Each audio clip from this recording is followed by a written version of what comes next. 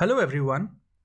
In this video, we will look at the magic functions used in Jupyter Notebook, and we will specifically look at the matplotlib function.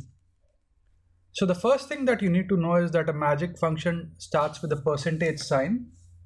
So you have a percentage sign, and if your magic function spills on to multiple lines, you use two percentage signs. Now, matplotlib is a data visualization package used in Python, and we will use it a fair bit going forward in videos.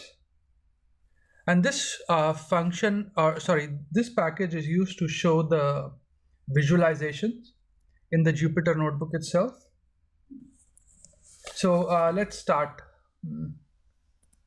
I've got the matplotlib, so the function here, and I'll just copy it.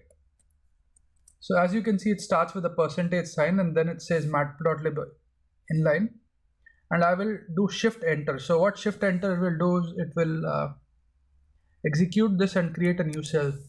So, and then what we will do is we will import and try to create a visualization. Now what we are doing is we are creating a plot, and that's what we are doing, and I'll hit shift enter. And you can see here that it has created a plot 30 by 30. We can change that to, let's say I could use 10, and again do shift enter, or 100.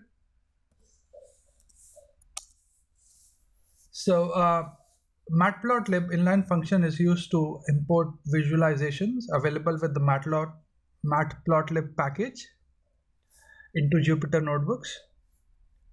I hope you find this video useful, and thanks for watching this video. Please do subscribe to my channel if you enjoy what I am doing. Thank you.